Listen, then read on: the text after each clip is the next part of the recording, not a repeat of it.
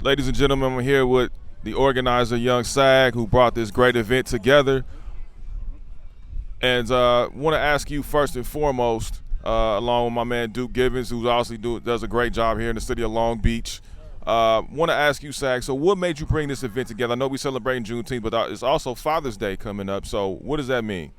I really wanted to bring unity to Long Beach with, all fathers, all races, because there's so much miscommunication, and we have to start with communication. So I figured, let's get us all together and then start communicating so we can weed out a lot of the unnecessary things that's going on in the streets. You know what I mean? So Duke, obviously you do a great job as well working with the homeless, but also working with the community in Long Beach. So how did you get started with that, and what does it mean just to have that type of acknowledgement where people are recognizing what you do for the betterment of not only the people but the community? Great question. I'll pendulum off of his response. My father was active in my and our entire community's life, and with that, for me, that helped me have an umbrella of protection during one of the most tumultuous times in our history during the 80s and 90s, when we experienced genocide, when we basically murdered one another. And because I had that love and that support, it put me in a position and he taught me to love my brothers and sisters in the community of all races.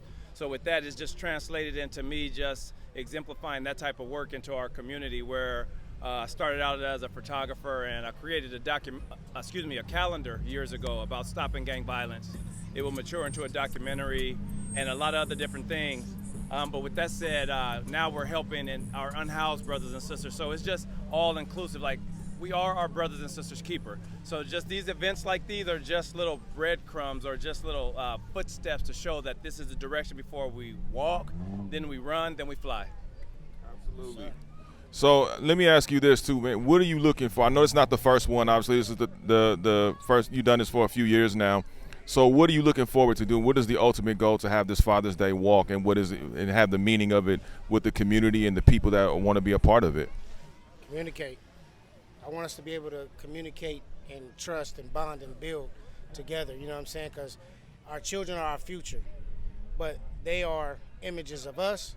So we have to be better to do better for them. So that's really my goal in trying to get that accomplished, get everybody together so we can, force unity and force communication, and that way everything is accord. You know what I'm saying? Everything is going to work out. You know what I mean? And that's really why I do it. We got Hispanics down here. A few years ago it was Asians or, Japanese. It was different races. So we're building, and we're going to get there one way or another. We just got to keep trusting and pushing and communicating with each other. You know what I'm saying?